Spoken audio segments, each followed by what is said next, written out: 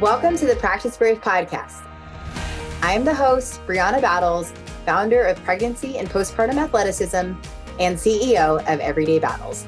I'm a career strength and conditioning coach, entrepreneur, mom of 2 wild little boys, and a lifelong athlete. I believe that athleticism does not end when motherhood begins, and this podcast is dedicated to coaching you by providing meaningful conversations, insights, and interview topics related to fitness, mindset, parenting, and of course, all the nuances of pregnancy and postpartum. From expert interviews to engaging conversations and reflections, this podcast is your trustworthy, relatable resource for learning how to practice brave through every season in your life. Hey everyone, welcome back to the Practice Brave podcast. Today I'm here with Kenael Segal, and we're going to be talking all about her practice as a pelvic floor physical therapist, really from like a holistic side of things. She just released a self-published ebook on pelvic organ prolapse, and we share some different clients through the years. And so she really understands working with athlete brains and a variety of pelvic health experiences, whether it's attached to pregnancy, postpartum, or not. And I'm really excited to have this conversation. So thank you so much for being here. Thank you for having me. Yeah. So tell us a little bit about yourself and your background. Right. So I am a pelvic floor PT. I sort of got into pelvic health as a PT right from the beginning. Physical therapy is a second career for me. I always worked with kids. I was a teacher. I taught science. So I was always very much into the body and healing. And growing up in Jamaica, just like natural healing and holistic living has sort of just been something that I've always embraced. It's sort of just how we live. So when I became a pelvic floor PT, it just became a natural way to treat in a holistic way because I just sort of had all these experiences in the past where that's just sort of how I lived. And also, you know, my interest in science and the body and exercise and healing sort of fit in very nicely with pelvic floor PT. And I got into it initially after having my first, who is 12, so about 13 years ago, I developed pelvic floor issues as well, pelvic and abdominal issues. And I have since been in this space helping other women overcome their dysfunction. So it's like when someone explains what they're going through and I say like, oh yeah, I know what you mean. I kind of do because I've been there myself. Yeah, I did. So first of all, I did not realize that this was like a whole second career for you and that it was spurred from your own personal experience. So I love that you are a fellow full send human when you're like, what has happened to me? And I'm not just going to figure it out. I'm actually going to change the whole trajectory of my life in order to figure it out and help others. So we're like kindred spirits. And I did not know that. Yeah, that's a really big pivot from teaching to pelvic floor physical therapy. Like, did you ever think about physical therapy? Was that ever on the radar, or was it truly just like a left turn there? It was a left turn. It wasn't something that was even on my radar. I remember even being in school when I was pre-med, because I was pre-med before I went into teaching. And even when I was pre-med and other students were applying to PT school, I was like, I don't even know what that is. And I had no interest at all. And I was like, I'm just going to go straight medical. I thought I was going to either be a pediatrician or a dermatologist. And then when I decided to not do that anymore, I went into teaching until I figured out what I wanted to do. And then it was just like, I think I'll try physical therapy. So I went to PT school. By the time I started PT school, I was 4 months postpartum. So I was already experiencing my own. You immediately knew that was, you needed to find a solution. Right. I was like, something's not going well. And it was like a year later, I was like, things just still aren't going great. And that's when I was like, all right, let's get to the bottom of it. And then I sought physical therapy treatment for my pelvic floor issues. And I was like, this is what I needed the whole time. And since then I was like, I see what's happening here. There's not a lot of education, even from the doctors. Like I had to persuade my doctors why they needed to give me a prescription. At the time, those were the rules. So yeah, me having to go through that process, I was like, well, other people aren't going to be able to have that education to advocate for themselves because I happen to know because I am a physical therapist. So yeah, I was like, okay, I think I need to change some things here. And I've been in this space ever since. I love that. I mean, I think there's so much to be said for when you become who you needed, it makes art, like the work that you do, it just makes it land so much more impactfully because like you've been there, you've experienced that. And more importantly, like you know what it feels like to not have answers and to have to advocate so hard just to Yeah. get what is now like in 2025 just a scroll away. Like people don't Right. get that. Like I feel like we're like same era of timeline of kind of coming up in this space. Cade will be 12 at the end of this month. And that's when I like started my hyper fixation on everything, you know? But back then, like there wasn't access to information. Like it wasn't like we knew what diastasis was. It wasn't like we knew what pelvic organ prolapse was. Even coming from a science background, coming from a coaching background, I had all of the like credentials and knowledge that I quote should have in order to understand this stuff. But like, I don't think people understand just how inaccessible understanding anything about women's health was even in just a decade ago. We have come Right. so far and yet it's still like a hot mess out there. Yeah. Yeah. Pendulum swing, you know? Right. Yeah. Yeah. I have said recently that like I feel like more people are aware of like pelvic floor PT, and I'm just like, yes, I'm glad we're finally having a conversation. I'm glad we're finally talking about perimenopause. I'm glad we're finally talking openly about pelvic organ prolapse and what that means. And I'm glad we're finally talking about like vaginal dryness and like all of these things that happen so commonly.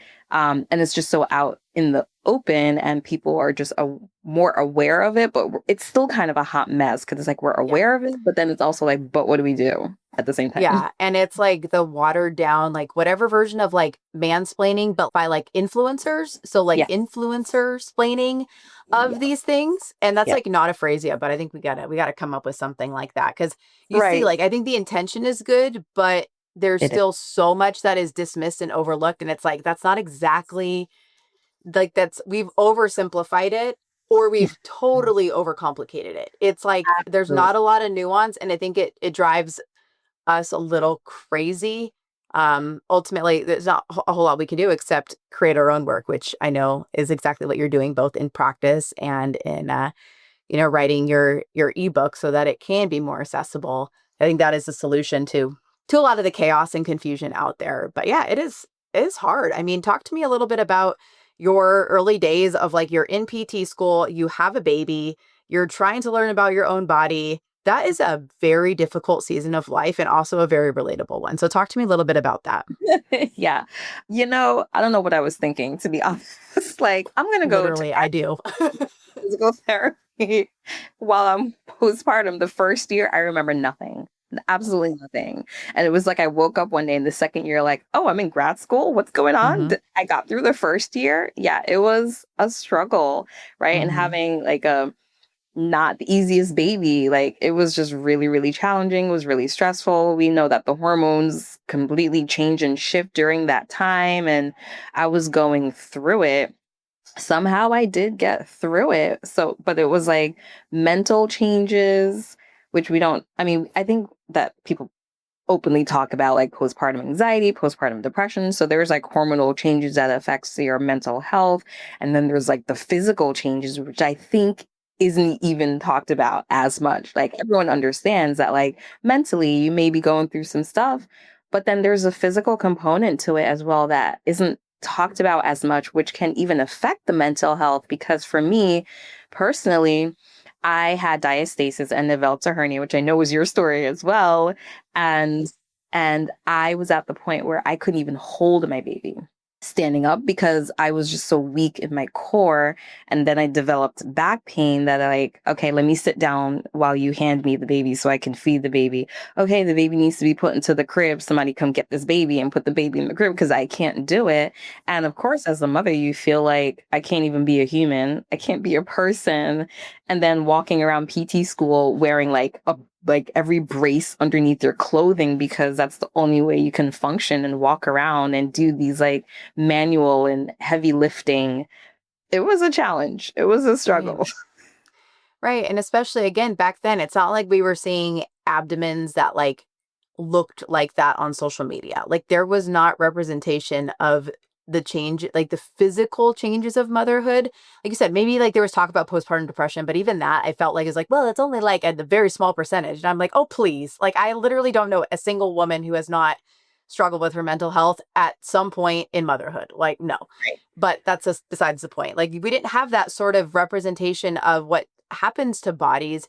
And now I'm on social media and I'm like, man, like if I would have seen this and like seeing more variations of like normal, it would have saved me such a spiral. But like, you know, in one way is it whatever. Like it is what it is. But it is interesting thinking back on like that era where we didn't see people like ourselves. We didn't hear stories. And then we're just left going, well, what do I do about this? And why me, kind of like why, like what did I do and why I thought I was healthy and fit and knowledgeable? Like what happened here? It was like so confusing, right? Right. What did I do wrong? And I actually remember when I started Instagram, I was very resistant to Instagram. And when I finally got on Instagram, I don't even remember what year that was, but when I finally got on Instagram, the first pictures that I posted was my belly.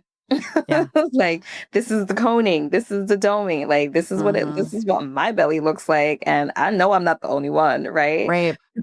I saw it in practice where my patients would come and that's what they look like. And then they'd feel horrible, like this doesn't look good. And I'm like, you ain't the only one, right? And there's also this like expectation of the body to just bounce back and look as it did pre-baby, and that doesn't happen for most people, and it depends on the kind of birth that you had. And I had a C-section, so mine was not going to look the same, and no one explained that to me. No one talked to me about the scar tissue that would develop. No one talked to me about mobilizing. No one talked to me that my abs would potentially separate. No one talked to me about the hernia that I developed. It was just, I had to figure it all out on my own. And it did left me feeling like I was broken. Right. And I did something wrong. Yeah. And I think back then, our practitioners that we saw kind of said the same. Like, you are broken. I feel that way. Surgery is the only thing that can fix this. Or like, don't do X, Y, or Z again. Like, don't do sit-ups and don't do this. And you're just like, okay. And like, I mean, for me, that was when I was like, this doesn't make sense. Like, we don't say this. Like, I knew enough to know that that was like bullshit, right? But then you don't know what the solution is either. Like, that was the confusing thing. You're sitting there going, this is wrong. I know this is fundamentally wrong. This does not make sense. It's not how any other thing with the body is talked about. But like, ooh, motherhood and like women's health, like, you know, weird, like strict regulations and opinions and being dismissed. But then, so you know that, but you don't know exactly what to do about it either. And then it's just like piecing together information from different sources and even like just like different, like the different evidence that we did have back then, which was very limited, as you know. So limited. Yeah. And it also goes back to what you were saying with the influencer. Yeah. You know, we need to come up with the word for that. But yeah, it's like, none of that existed. So it was like piecing things together and trying to figure it out and dealing with my own personal things and seeing what was happening with my patients. And looking at the evidence that was available, like I feel like I went hardcore deep dive into like all the research, because it's like, this can't be it. Right. There has to be more. And that sort of helped me to develop the way that I treat people now. And I recognize that a lot more people are talking about it. So there are a lot of influencers who are trying to do the good thing by sharing and exposing and talking about these kind of things. But it's also so limited. And if that's your only exposure to it, it's like there's so much more to it. Like you said, they overcomplicate, and it's like, oh, it's actually not that complicated. So it's like, you know, I'm always encouraging, like, yes, it's great to have the knowledge and the information out there, but go talk to someone for you specifically, right? Because being told never to do planks, like, maybe for this person or for the general population, but are you the general population? Exactly. And I think the hard part is a lot of people are coming at this from a personal experience scope only, instead of like, you have had eyes and hands on hundreds, if not thousands of bodies. I have had eyes and hands on thousands of bodies of all different athletic backgrounds and abilities and everything. Like I feel like truly I've seen it all. I always love when like that gets proven wrong, you know? But I really feel like I've seen it all. And I'm like, until you have had reps outside of your own personal experience, you Right. cannot be teaching. Like That's you cannot be like teaching and guiding and coaching others online because there's so much nuance, especially when it comes to women's bodies. And not because we're fragile. It's just, there's just different considerations. Like we have pregnancy and postpartum and a variety of like different considerations that happen during those seasons. And there's not a lot of information about that. There's yeah. just not. That's not in our education. We didn't learn that in PT school No. or in exercise phys. We didn't learn that in our master's degree. We did not learn that in our certifications. It just wasn't there. So you're not going to learn it by repeating what somebody else on social media said. And I think that's what we see is just this like watered down version of what somebody else said put out to hundreds of thousands of followers.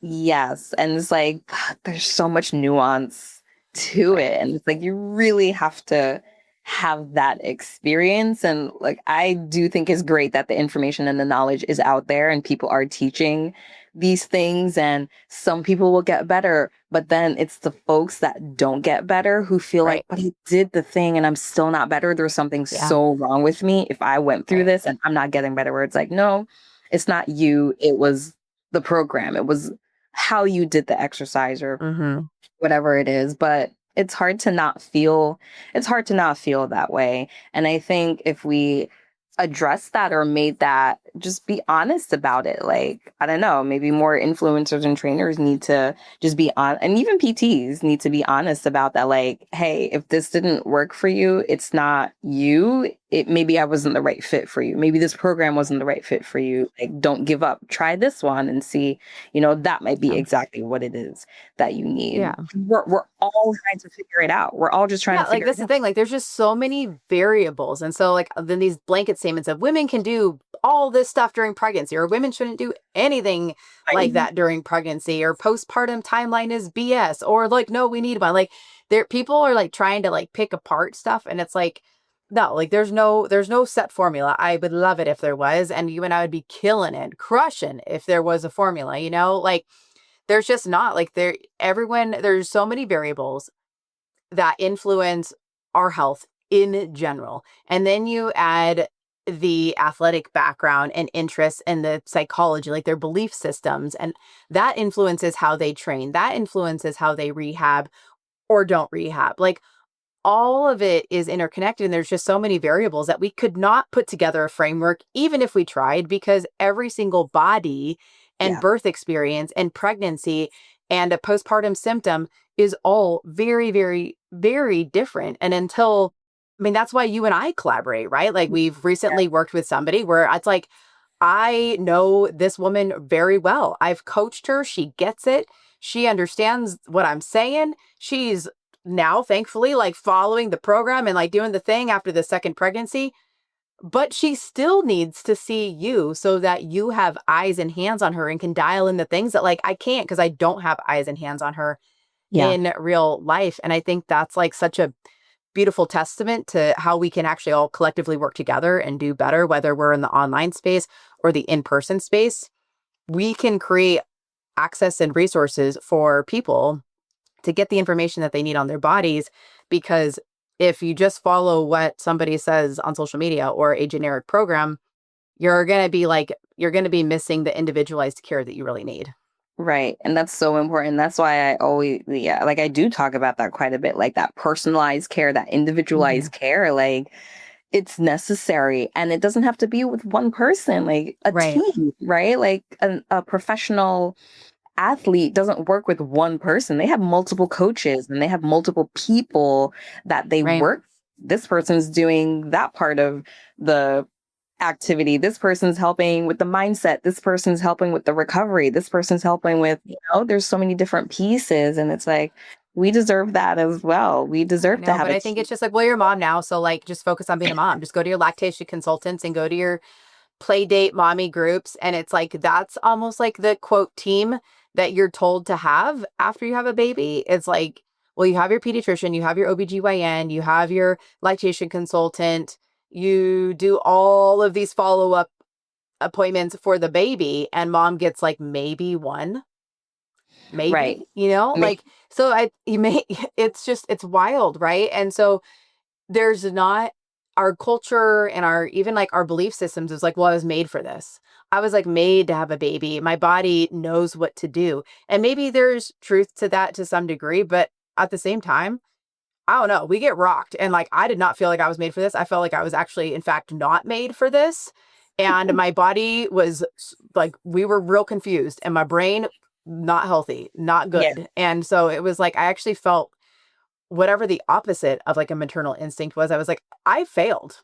My Yeah. body does not feel like it's made for this. And my personality has been forever altered. And like, my brain is not functioning. I am not made for this. And then you just feel like a failure during one of the most vulnerable seasons of your life. And you're looking around going, well, at least my baby's getting a weight check every week, I guess. Like, okay, but like nobody is checking on mom. So back then, and still, there's not like a common knowledge of, okay, after I have my baby, yes, I'm going to see my doctor, or I'm going to talk to my midwife or doula, but then I'm going to go see, yes, a lactation consultant and a pelvic floor physical therapist. And then I'm going to start these rehab exercises so that my body starts to get connected again, feel like actually rehab. Because if I would have busted my knee, I would probably start some rehab exercises and not just go to the gym and try to like deadlift really heavy or whatever it might be, or start out with like a 5-mile run.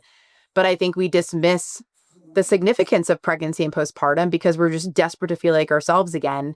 And so you see that like full send into the activities that they want to do or like to do because they don't even know.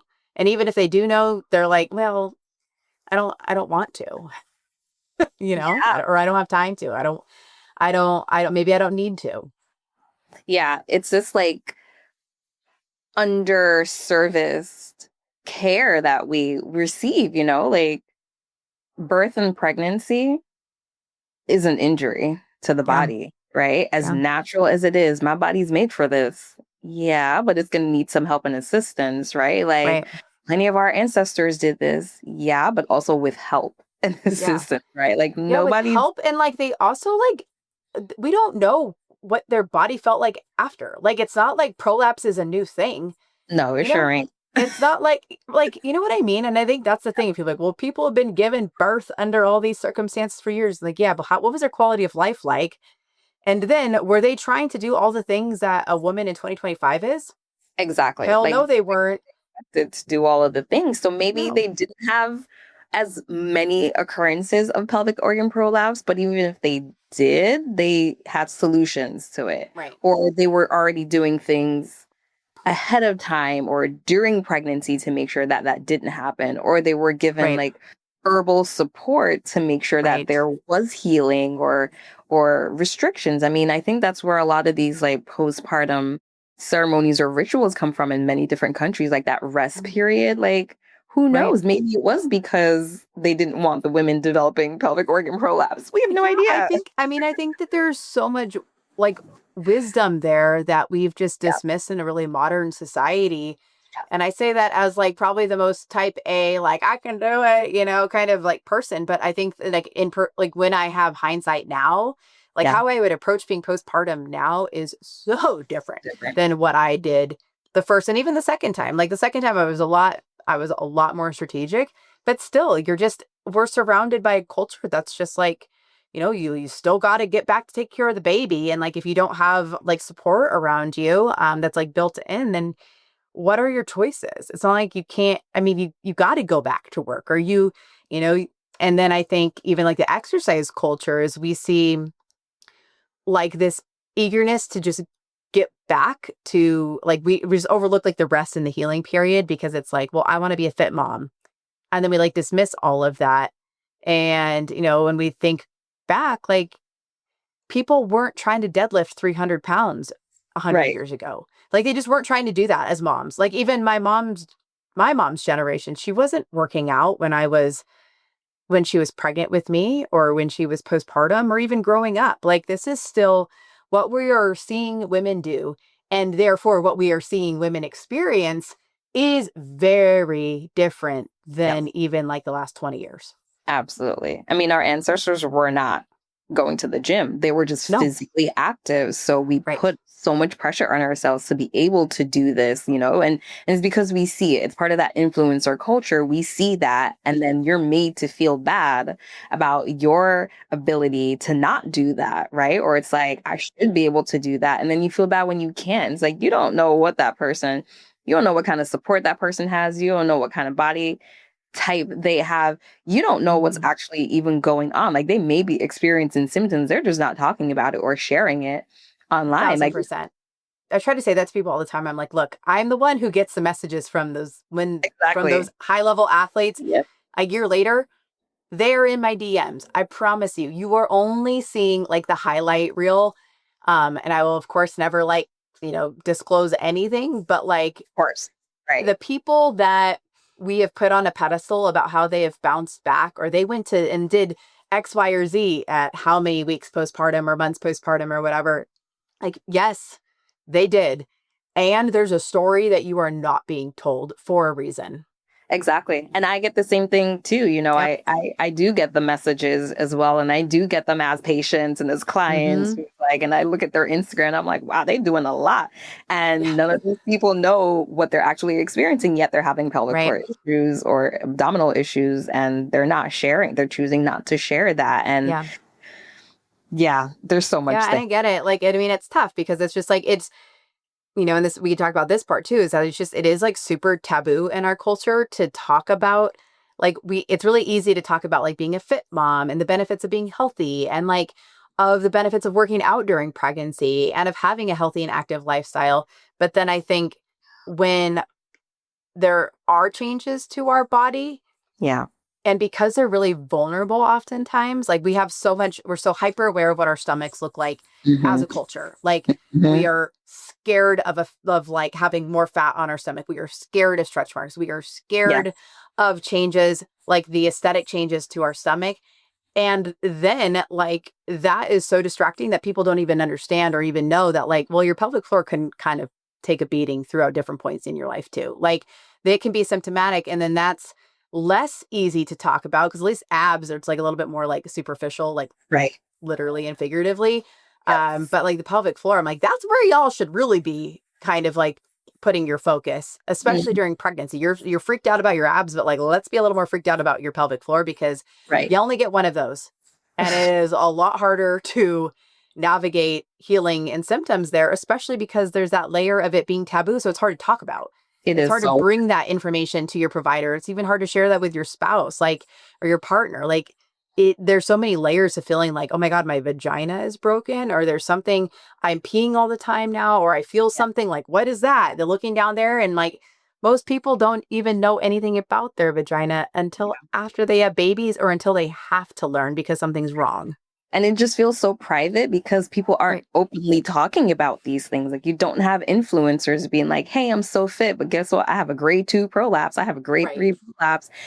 Because then they're going to be like, what's that? And then they have to explain, oh, it feels like my organs, my pelvis are falling through my vagina. That just sounds too vulnerable. And like, people are like, TMI. Like, they don't even want to know or hear that information. So it's like, they're embarrassed to share that. And then unfortunately, some people would shame them for even sharing that information. So it ends up being that people just don't talk about it, but it happens. I mean, it's all over my social media on Instagram. I wrote about it in my new ebook about pelvic organ prolapse, that half of all women who've ever been pregnant or have had children have some degree of pelvic organ prolapse. 50%. That's half of us. If you and your girlfriend go out to dinner and you've both had kids, one of you got pelvic organ prolapse. So for those who are listening that are like, okay, but like WTF is pelvic organ prolapse. Like, what do you say to somebody when they're like, wait, what can happen? Because I remember when I found out that was like a thing, I was like, wait, what? I didn't know that could happen to our vaginas. Like, what the heck? Like I had no idea that was even a thing until I started working in this space and started hearing from people. And I was like, oh my God, I don't know. Let me go learn real quick, So enlighten us, my friend. Right. So pelvic organ prolapse is when one of the pelvic organs, the bladder, the urethra, the uterus, the vagina itself, or the rectum, or the intestines can fall through the wall of the vagina. And some people either feel like something is pressing or pushing down there, or they can see something coming out of the vagina, but nothing is literally going to come out of the vagina. It just feels and looks that way. So I have to always encourage people that like nothing's going to fall out. It just feels and looks that way. But it's just the movement of the organs, right? And it's not just women who've had babies that can experience that. Like someone could experience that because they have like connective tissue disease or disorders, I should say. So they have laxity of their ligaments. They're hyper flexible, right? So they may experience more movement of the organs. Someone who has conditions like even diabetes can experience this as well. So there's different things that can contribute to it. Menopause can bring that on. But I feel like if that happens during menopause, it's likely they experience that postpartum and they just weren't even aware of it. So I always tell people too, like whatever you experience postpartum, if you don't address it and it goes away on its own, or you just don't even notice it anymore, or just becomes your new normal, it becomes exacerbated again. Menopause.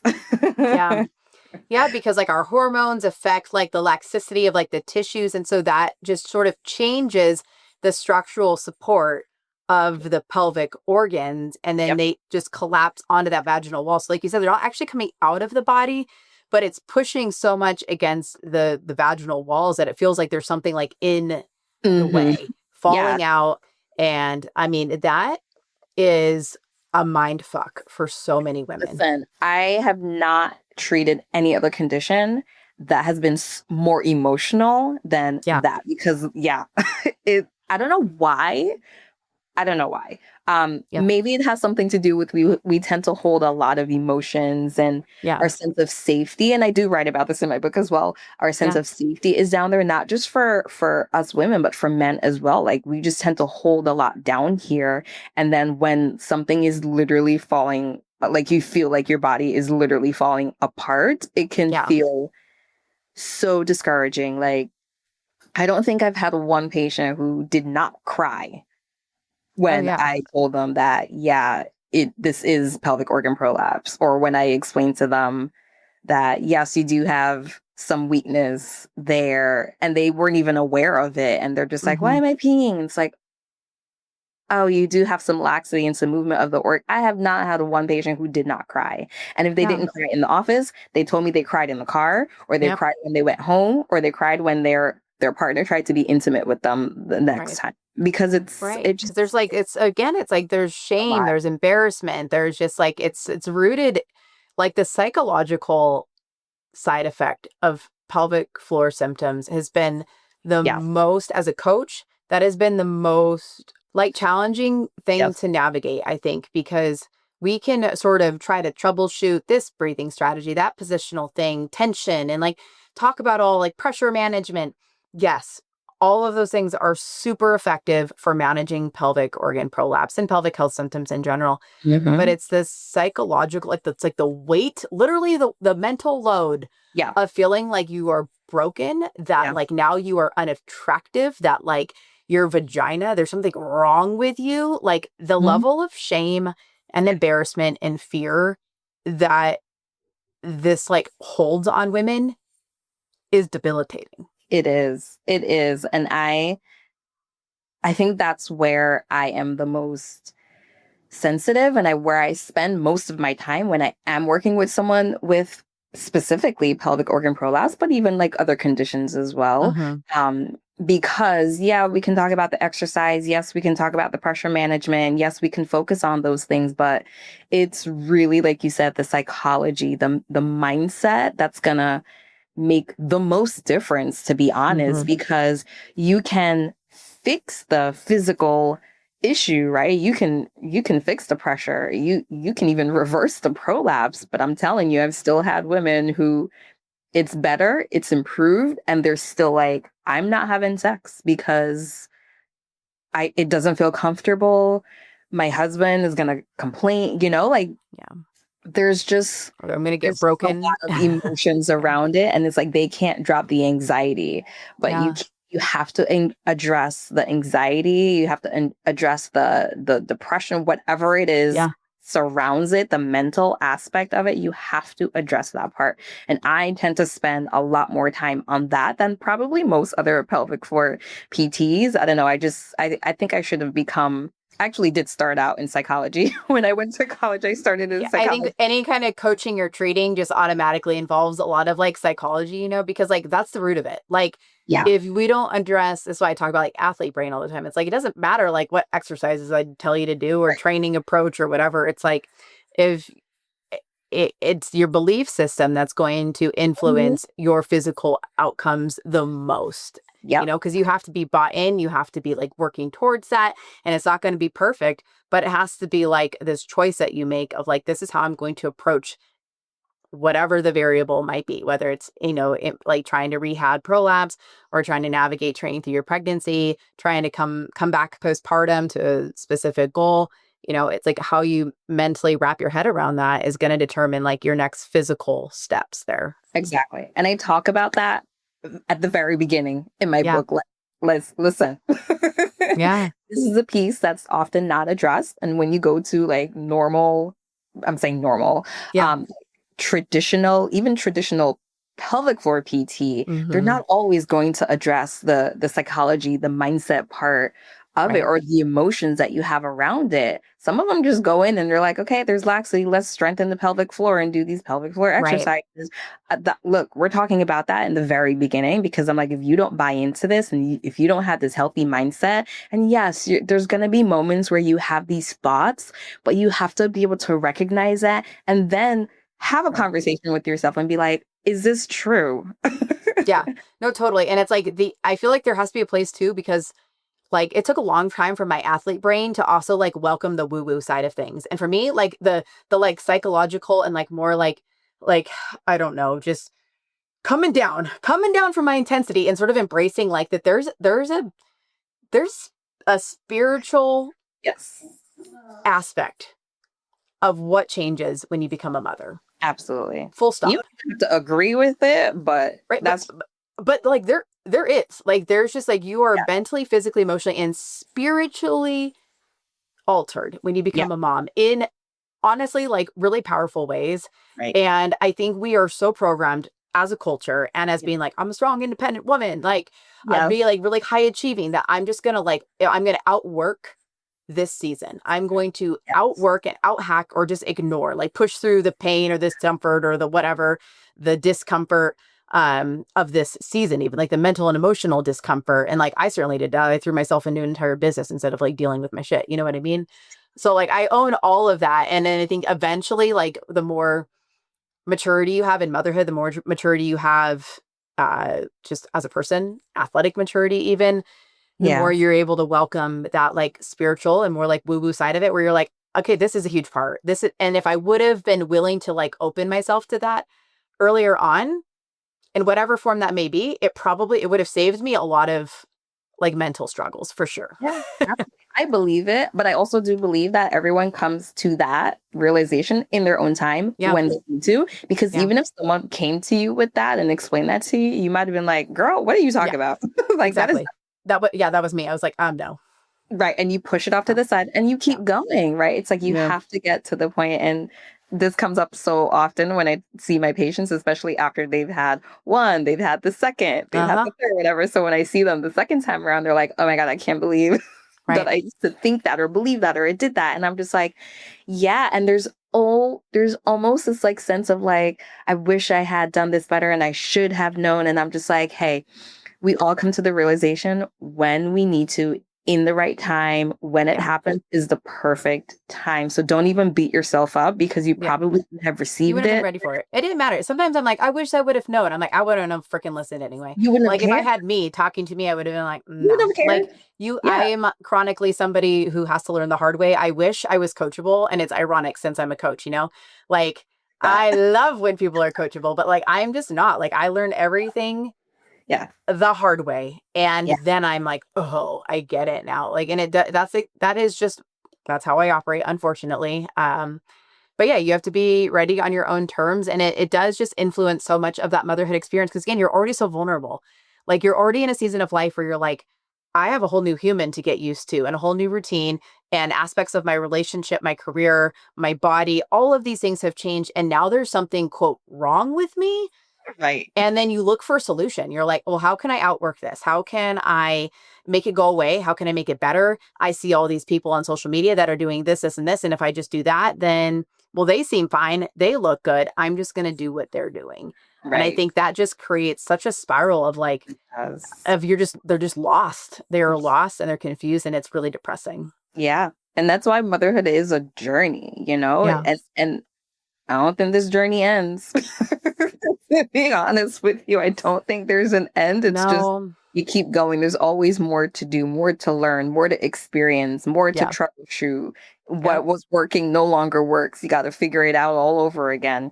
There's just so much to it. Yeah. Oh, I know. Like we laugh because it's like, you know, we sort of like get through the seasons of like pregnancy and postpartum. Then you like have a few years, you're like, all right. And then you're like, wait, perimenopause is like creeping around the corner. And then like menopause. And then you're like aging and you're like, so we like literally never catch a break. Cool. Like that's exciting, you know? And then my mom likes to remind my sister and I both that she's like, you guys are in your 30s and you're still like, my job has just never ended. Like it will never end. You know, you guys are still... Right. You guys still cause me drama and issues. You know, I still am worried about you guys. And you're right. It is a journey and it never stops. And like, that's the blessing. That's also the struggle. Right. Absolutely. So, you know, you work with a lot of people who have these symptoms.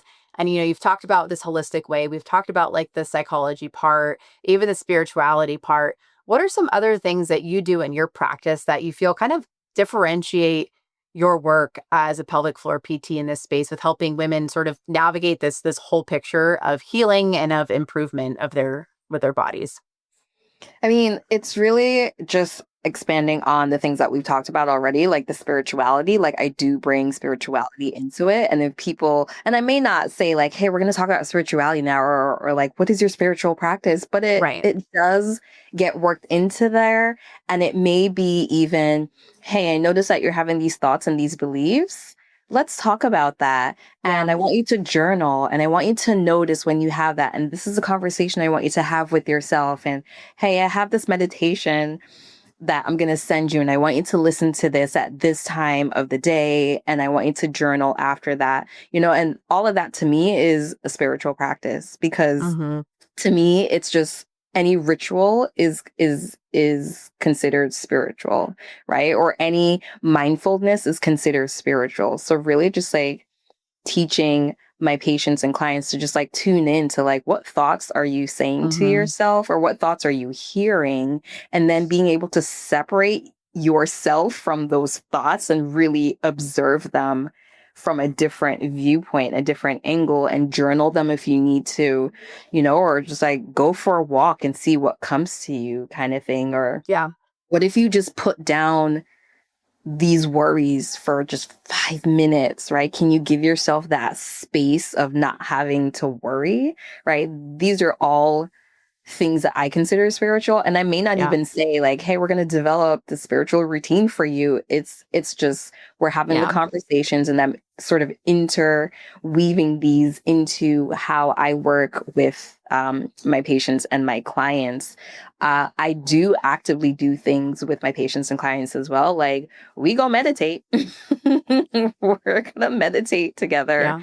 And like I said, I'll send them meditations as well. And it's like, yeah, I want you to know who you are. I really think that's so important when it comes to recovery and healing, not just to physically know your body, but to know your body in all the ways. Like know who you are mentally, know who you are spiritually, know who you are emotionally, know who you are physically. Like in all the ways, know your body and know who you are, because no one's going to know you as good as you are going to know yourself. And you don't want someone else telling you how you feel. Only you can tell someone how you feel. Right. So when you know yourself well enough, you can then go to the doctor and be like, hey, this is what I'm feeling, right? And if they're like, is it pressure or is it pain?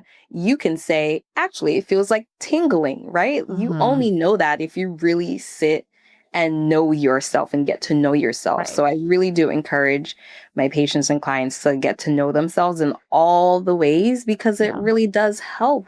And I mean, it starts to help with things you don't even think it would help with. And they're Right. like, oh, just this alone has helped me with my nutrition, because I realize I'm eating and I'm not hungry. Yeah.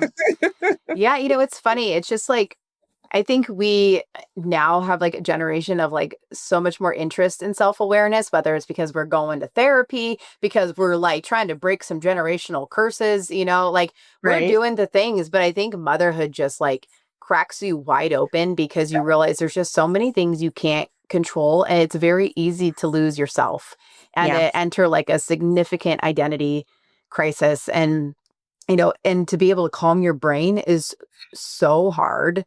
Mm-hmm. You know, for me, it's very hard for me to sit still and like meditate. I got the ADHD for real.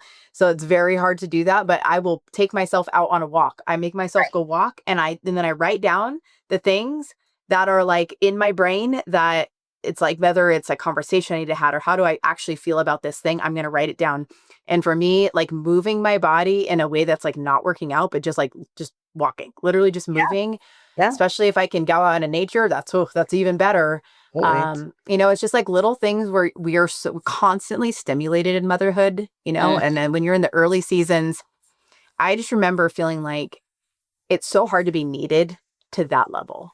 Like I never knew that. Like no one told me you're gonna be needed. And that's the 20%. hardest part of motherhood is 24/7. You are needed. You're like your body is different and it's still needed. Like they are just dependent on you to calm them, to nurse them, to do this, to do that. Like you are constantly on duty. Right. Even if you have a supportive partner, you are still Mm-hmm. like the one. You are Mm-hmm. the one. And that was like, that took such a mental toll on me. And I had no one could have prepared me for that part of like just how exhausting it is to be needed to that degree. Yeah. Yeah, Especially when absolutely. you're like independent, you know, you're like, you're used to just being like having more freedom. And that freedom gets significantly put on hold in the early years of motherhood.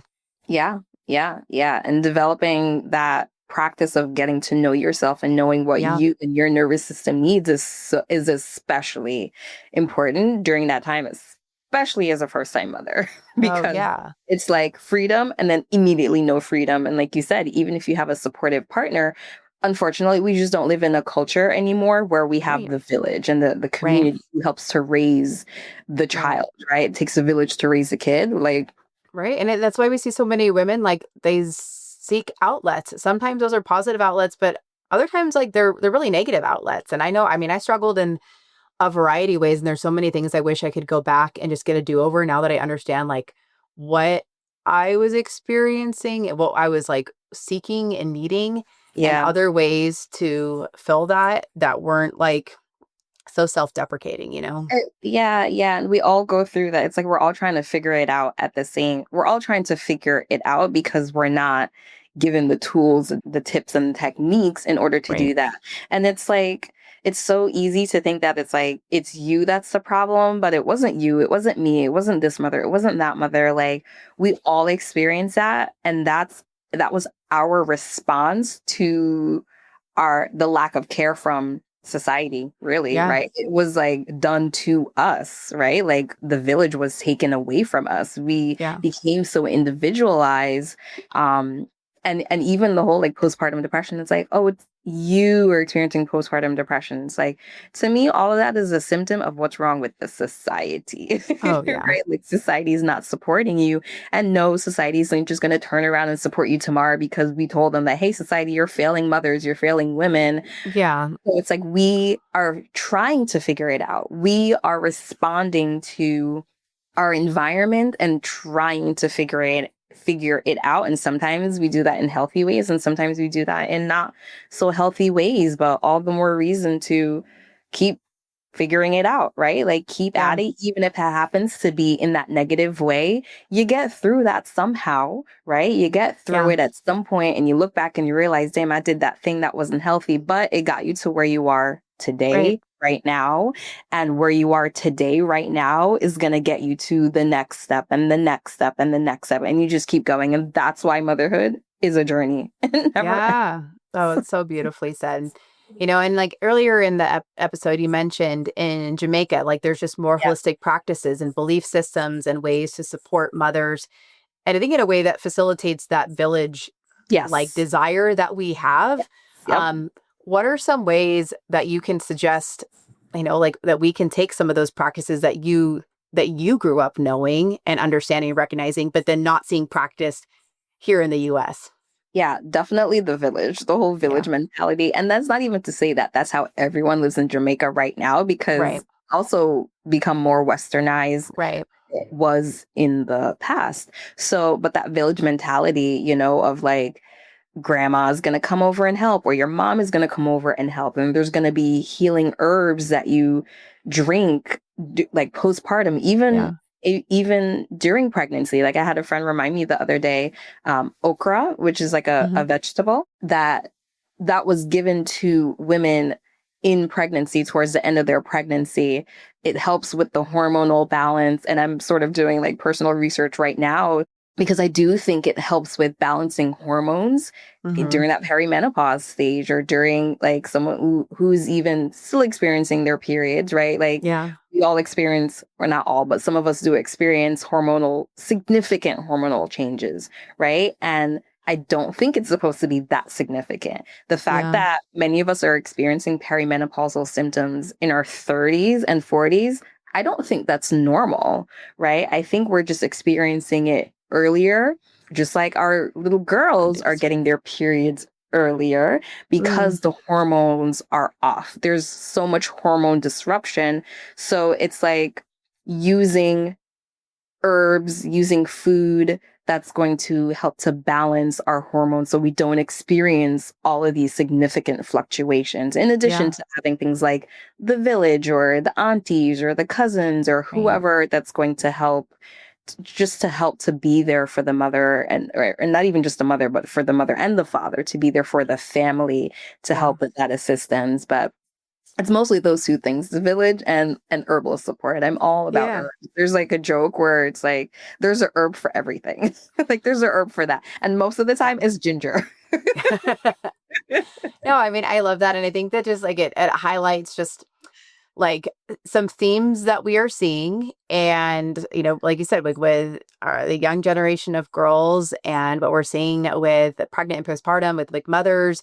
And then what we're seeing as, we start like treating and even becoming the perimenopausal or menopausal population, like we're going to start to see just more of these symptoms and experiences, and we're going to have voices to that. We have access to information, and we want better. We want different. And I think it's an interesting evolution to kind of sit here and like observe what we're seeing happen, and like being able to contrast it with like, what our mothers experienced and what it was like even 10 years ago. Like, I feel like we're truly, it's so different in a really powerful position in a lot of ways, where like we have knowledge, we have insight, but more importantly, we have curiosity and advocacy. And I think that's going to be the thing that drives the future of like women's healthcare, and just more support throughout what I refer to as like this lifetime of athleticism.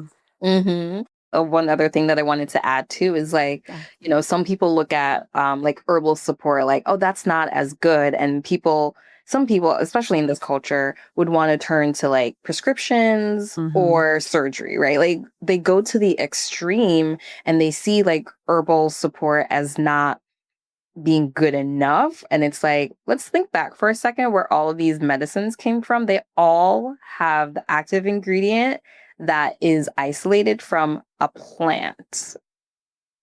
Yeah. Only difference is now you're going to get side effects because there's a whole bunch of other things in there to keep it stable, because that's the science part of it. But when you actually use the plant itself, there's like the plant, nature knows what it's doing. It has all of these things built into it where you may experience this as a side effect, but there's also this compound in there in the plant itself that's going to make sure that that doesn't happen, or that's not so extreme, or you mix this herb with that herb, because, it's like it's alchemy, basically. Like there is something to it. And a lot of these practices, these like traditional practices, like the rest postpartum period, like people think, oh, we're too modern for that. We're past that. We're beyond that now because we have technology. And it's like, but when we move past that, we see that we still have problems. And we have to remember that these things that were done in the past are not supported right now because a group of men decided we don't want this. Right. They decided that we're going to demonize women and their practices. We're going to demonize indigenous and brown and black cultures for these practices. We're going to demonize these things that aren't medical because we can't do them. We can't prescribe the drugs and we cannot do the surgery. So we're going to demonize all of that. So we get all the business. And guess what? We control everything like the laws. So we get to decide what happens and we get to push culture. So it's like when you stop and you think about these postpartum practices and the things that we do or don't do, that they've been, it's like we've sort of been trained into moving in that direction. And when you think of the origins of that as being patriarchal, it kind of makes you wonder, why are we doing this? Yeah. No, absolutely. And why like it's so important to keep an open mind to like what you do, why you do it, like where you're getting your information from, and just like other ways. Like we can think outside of the box as ways to like support and learn from, like something I tell my clients all the time is like, listen and learn from the women ahead of you. Like there is a lot of wisdom there. There's a lot of value there. And like there's room for it all, even if this isn't something that you've considered, like maybe it's eye-opening of like, okay, this is another approach to my healing. This is another avenue to explore in my journey as a woman. Yeah, absolutely. I do love that. I do think it's so important to like go talk to your mother, go talk to your grandmother, go talk to your aunties, go talk to your elders because they hold wisdom and you don't want them leaving and that information not being passed down to you. Right. And then you know what? You're going to be the one who holds that information and then your descendants are going to be the ones coming to you for that information because things may get lost along the way and you might be the one to have that and you're going to sometimes we get hold of this knowledge and we're like, oh my God, I am so grateful to even have that knowledge, right? You just feel so much more connected to all the women ahead of you. Like just the other day, I was explaining to my daughter that like mitochondrial DNA, it was like, you only get that from your mother. Like you got it from me. I got it from mine. She got it from hers. And they're like, we're going back and we're going back and we're going back and we're going back. And it's like, that is amazing. And you just feel so connected knowing that. But you could also feel connected when you actually talk to your elders and you get that like the educational knowledge, the like ancestral knowledge. It's in our DNA, but sometimes it needs to be activated by just talking to them and finding out information. Yeah. Like, and it's crazy when you start to see like general themes. You're like, wait a minute. Yeah. Like you had that. And then you had that experience. And then I did. And you're like, what the heck? So like it is, again, why there's room to like, even if you are listening to this as like the default, like athlete brain person, again, myself, perfect avatar, there is room for the woo-woo. There is room for the spirituality. There is room to expand your belief systems and your knowledge base in a variety of directions. And like, that's going to be the thing that gives you the highest levels of self-awareness and the ability to like become the better version of yourself. Like when you aren't just rigid in what you think, rigid in what you believe, like you really have to open your mind, and that's going to unlock, honestly, probably a lot more happiness, a lot more healing, and just all of your potential. Yeah. And even to put it in a type A way, like there's left brain, there's right brain, right? Yeah. And it's known fact, left brain is more rigid. It tends to be more prone to anxiety. It's a type A personality. It's the like not open to anything. And then there's the right brain that can be like out there and in the clouds and like problem solving. Like there's it's like the opposite, more artsy and creative. And it's not that one is right and one is wrong. It's about balance, right? It's like ancient or ancestral versus modern, right? Like neither is good, neither is bad. They just are, and they can work together. And the left brain and the right brain can work together. And the woo-woo and the logical can work together. Yes, and it all coexists. And I feel like that's where you like, that's when you get to a really good place in your experience as a mother, in your experience as an athlete, in your experience as professionals, like when like your brains and your worlds can sort of coexist, and there's Right. not just one way, you're not just rigid. And I Yes. think, we have the blessing of being able to work with a lot of people. And so for me, having conversations with so many people, Yeah. that's where I have learned. That's like, those people are the ones that like unlocked new ways of thinking and believing in me. Cause it's like, I'm learning from different places. Yes, I have my own experiences. Yes, I have like what I've learned and what I think. But then the more people you talk to, the more you're gaining this insight. And that is the thing that I really think, supports your evolution. And as a coach, as a practitioner, we get to experience so many different people's stories, and that helps, Yeah. elevate it in so many ways. Absolutely. The teacher is the student and the student is the teacher. Yes, yes, yes. Well, oh my gosh, this was a really great conversation. Tell us where people can get your ebook and just follow you and learn more about the work that you do. Yes, absolutely. So I am most active on Instagram, and my handle is Lotus Pelvic PT. I'm also active on Substack as well. I have 2 publications there. So I have one that's more personal called Soul Rebel, and I have one that is pelvic health related called Pressure Down There, which is the Okay. same title of my book, Pressure Down There. And that is available on my website. It's drkenaelsegal.com. Perfect. Well, thank you so much for sharing your time and your wisdom. This was really insightful, and I know for a fact that people benefited from your voice and your work. So thank you so much for sharing. We'll have all that linked. Thank you. Thank you so much for listening to this episode of the Practice Brave podcast. If you enjoyed the show, please leave a review and help us spread the work we are doing to improve the overall information and messaging in the fitness industry and beyond. Now, if you are pregnant and you are looking for a trustworthy exercise program to follow, I have you covered. The Pregnant Athlete Training Program is a well-rounded program for pregnancy with workouts for each week that are appropriate for your changing body. That's 36 weeks of workouts, 3 to 4 workouts each week, and tons of guidance on exercise strategy. We also have an at-home version of that program. If you are postpartum and you're looking for an exercise program to follow, the 8-week postpartum athlete training program would be a really great way to help bridge the gap between rehab and the fitness you actually want to do. From there, we have the Practice Brave Fitness program, which is an ongoing strength and conditioning program where you get new workouts each week and have a lot of guidance from myself and my co-coach, Heather Osby. This is the only way that I'm really offering ongoing coaching at this point in time. If you have ever considered becoming a certified pregnancy and postpartum athleticism coach, I would love to have you join us. Pregnancy and Postpartum Athleticism is a self-paced online certification course that will up-level your coaching skills and help connect the dots between pelvic health and long-term athletic performance, especially during pregnancy and postpartum. Become who you needed and become who your online and local community needs by becoming a certified pregnancy and postpartum athleticism coach. Thank you again for listening to the Practice Brave podcast.